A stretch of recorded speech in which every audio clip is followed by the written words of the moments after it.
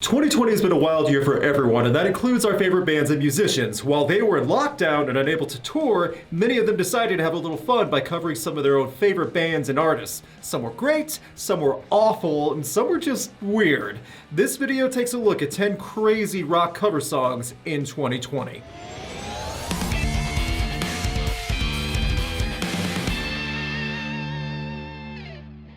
This video is going to talk about some great, terrible, and flat-out strange cover songs from big bands that made covers while everyone was home in 2020. Earlier this year, I made a video on the top 10 worst cover songs in rock altogether. Thankfully, none of the crazy cover songs on this list made that list. Side note, yes, I'm aware that Puddle of Mud's Abomination was in 2020, but I covered that in the worst cover songs in rock video. Check that out in the YouTube card and video description if you're interested. Just to be clear, this is not a top 10, no ranking. There will be at least one buffoon in the comment section asking why I had a song at number 2 or number 1. This is just a list, no specific order. Also, if there's a cover song in 2020 not on this list that you loved, leave it in the comments below and let everyone know. You know how these videos work, let's get to it. Guy. Duh. We're going to start off with a few guys who know how to do a cover song, but in 2020 they went a bit in a different direction. Shinedown Smith & Myers released their acoustic album Volume 2, and in 2020 they covered one of the biggest songs in the past few years with Billie Eilish's Bad Guy. At first, the song sounds fine with the hard acoustic plucks and snaps and Brent Smith talking about seducing your dad, which I admit is a bit unexpected, but as the song goes on, it just gets weird. The original Bad Guy has a weird transition, I get that, but Smith & Myers went bonkers with this one. I don't even know what was going through their heads when they were making this. This cover of Bad Guy is crazy weird, and the further the song goes on, the weirder it gets. Shinedown have made some fantastic cover songs over the years, but yeah, this is not one of them. Not even close. I'm a Shinedown fan also, but this is just... I don't even know. When I found out Smith & Myers were covering Bad Guy, I chuckled a bit, but went with it.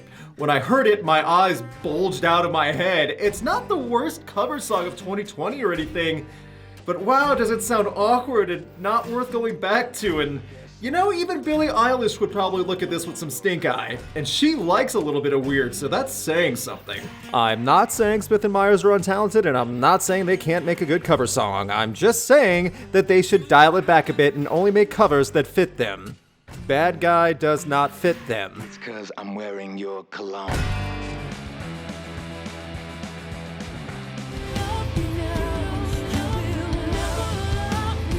Back in early 2020, before the pandemic hit full strength, yeah, I know it's weird to think about 2020 when life was somewhat normal, Evanescence released a cover of Fleetwood Mac's The Chain for the Gears 5. On paper, this sounds like a brilliant idea. Amy Lee covering one of Fleetwood Mac's biggest hits and channeling some Stevie Nicks? How could it go wrong? Well, just like most of 2020, everything went wrong. How did this turn out so weak? Amy Lee sounds like she just woke up or she's bored. The rest of Evanescence just kind of fiddle along. It's not bad, but they're just kind of present. This song could have been climactic, over the top, and a fantastic performance. Something great. Instead, it's a sad Grocerycore cover song. And yes, this cover definitely counts as Grocerycore. This cover is crazy disappointing. What in the world happened? It was all lined up to be perfect, but I guess that's what we get when we wish for things in 2020. We want to do Evanescence, we got a new album announcement, and this cover song. Yay. This is all coming from an Evanescence fan, by the way. Seen and shot them live 3 times, and I know what the band is capable of. Wow, this should have been so much better. Again, you could not have aligned things any better to have a big hit cover song, but the first real step is you have to care. It didn't sound like anyone cared when making this. I hope Evanescence surprises us with a great new album in 2021. And by surprise, I mean wake us up, because this cover of The Chain put me to sleep.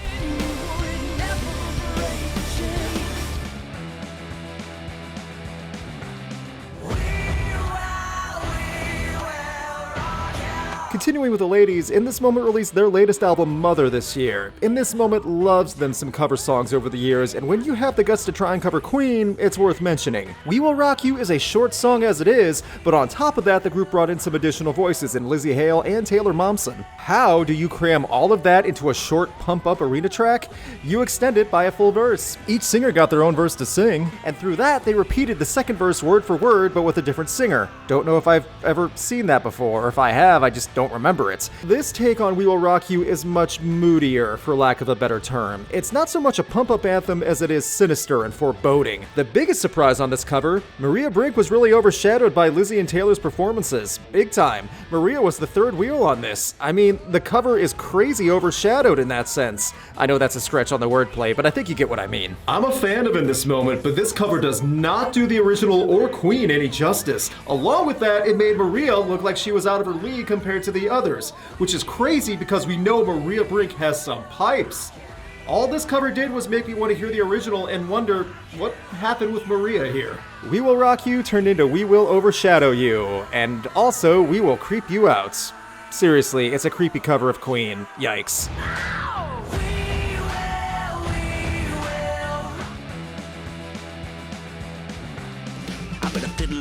Against your soul, 'cause I think I'm better than you.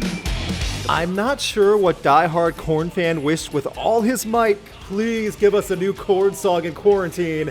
But here it is, Korn covering The Devil Went Down to Georgia. And it's exactly what you think Korn covering this song would sound like. If you haven't heard it before, chances are if you just imagine it, then the song is almost exactly what you think it'd be. Released back in August, the Southern song by the Charlie Daniels Band got all new metaled up with plenty of chugga-chugs. I don't love it, but I honestly don't hate it. Jonathan Davis sounds less crazy and scatty in the performance than standard chord songs, to be fair, and the wild fiddle solo is instead filled with a bass guitar riff fest.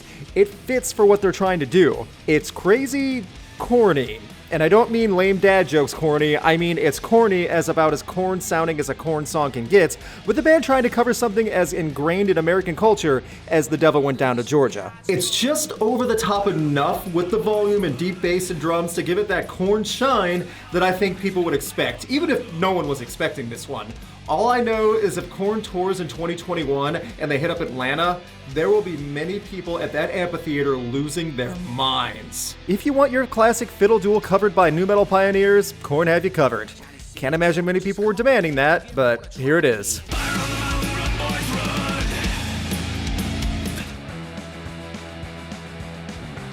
But I'll take your bet, you're gonna regret I'm the best that's ever been.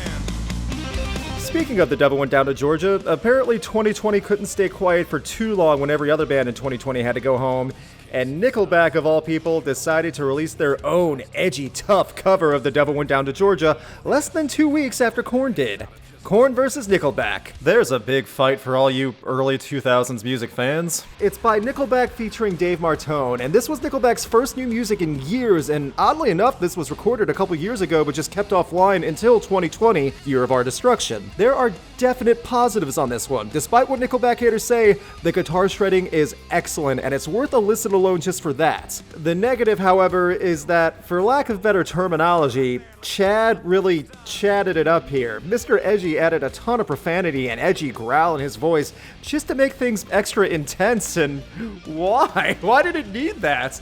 This cover is crazy edgy. Come on, Chad, the fiddle duel didn't need that. Everyone made jokes about Nickelback returning in 2020, but if this was the extent of it, I mean, the guitar work is stellar, but hearing Chad try to be tough and cool and sound intimidating doesn't do much for anyone. So, I don't know. It would not be a wild year filled with chaos if we didn't get Nickelback trying to be cool. Sounds about right to me.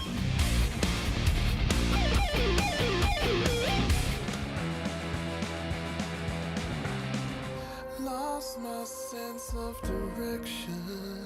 Just about every rock fan knows how dynamic and bombastic Disturbed can make a cover song, as they've done wonders with Genesis and Simon and Garfunkel. While Disturbed's tour, like everything else, was canceled in 2020, they decided to take on another big artist from the past in Sting. But instead of getting something powerful, Disturbed tried to nu metal up some adult contemporary. There's no nice way to say it. Disturbed turned If I Ever Lose My Faith in You into another adult contemporary hard rock hybrid song, and I'm not sure it worked. It's crazy because most of the song is a soft piano acoustic guitar ballad with Draymond softly singing until it gets to the chorus where it's another generic hard rock track. It's a shocking disconnect in the track too, and what's even crazier is that Disturbed's cover in 2020 is crazy forgettable. Seriously, how many of you even remember this happened? You hear this song once and it's out of your head instantly. For a band named Disturbed, they sure are tepid and calm here. And don't get me wrong, in previous covers, Disturbed proved they know how to put a spin on a classic song. But with Sting, they just kind of, I don't know, they soften themselves in order to match Sting instead of really making it their own thing. And as a result, you forget everything about this track as soon as it's over. I'm not saying I'm losing faith in Disturbed, but just like most things in 2020, I was hoping for so much better and not given much to work with.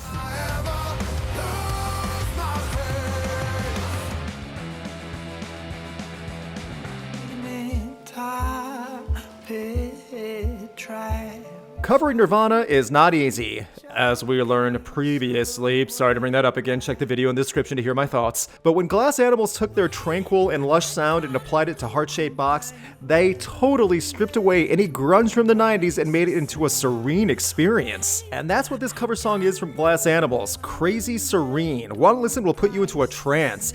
This was one of the series of quarantine covers from singer Dave Bailey. Heart-Shaped Box was upfront and in your face in the 90s. In 2020, Glass Animals made it calming and almost ethereal musically. Sometimes an artist in a different style doesn't always do justice to an original, but here, I feel the song was made into something unique, and not in a bad way. It's Bailey's voice on the low, deep keyboard notes that make it simple but also enjoyable in that sense. Again, not the style of grunge and alternative from the 90s, but I think this works for what Glass Animals are trying to do, and it stands up with other Glass Animals songs. I'm not even huge on the band, but I do respect them for doing this, and the direction it went.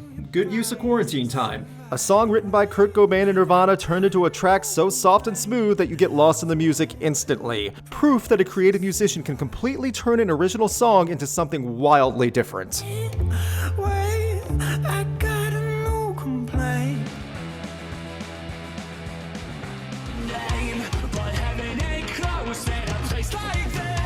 Another cover that no one asked for and came out of left field was from Motionless in White at a surprise quarantine cover with Somebody Told Me by The Killers. This is the first time I've heard someone try to cover the electro pop rock band with Somebody Told Me, so it's interesting that a cover came from a semi-goth, electronic, hard rock, metalcore, hybrid band like this. I don't even know. This cover was crazy unexpected from Motionless in White though. Being honest, it's extremely similar in a lot of ways. Motionless in White did not shy away from laying on the synth and backtrack on this cover, and it did work in parts. It's almost a full-on karaoke cover with Chris Motionless's performance as well, really giving a note-for-note take on The Killers' famous song. Honestly, it's harmless. It's truly not bad. I'm not gonna go for this one over the original, but I must say Motionless in White didn't do any injustice to The Killers. It's fine. I know die-hard fans of The Killers would call sacrilege on anyone covering Somebody Told Me, but Motionless in White had fun with a song not expected to be covered ever and actually got noticed for it. They tweaked it just barely to make it up as their own as well. You'd have to try to be upset about this one. If you want to hear a big mid-2000s electro pop rock song but with a lot more makeup and emo-fueled angst, Motionless in White has you covered.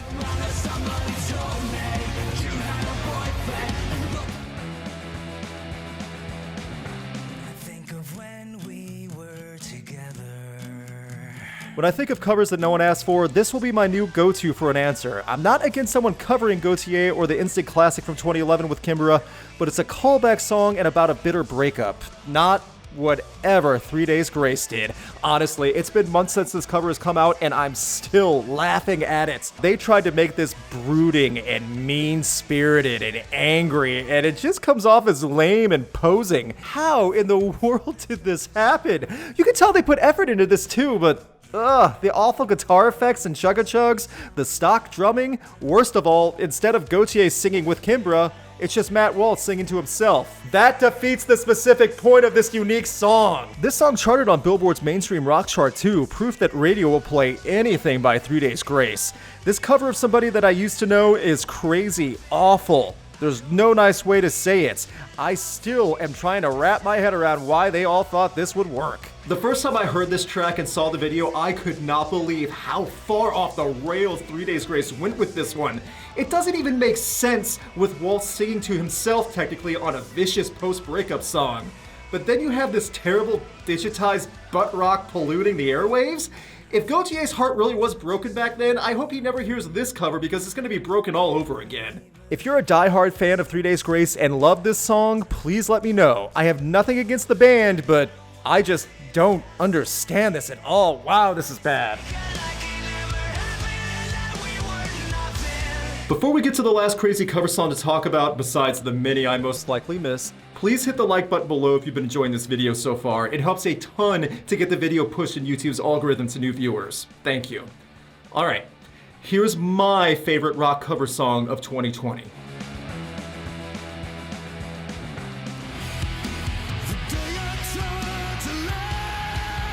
Most people who know me know I'm a big Soundgarden fan, so when I found out that Sevendust was covering The Day I Tried to Live, my interest was hooked.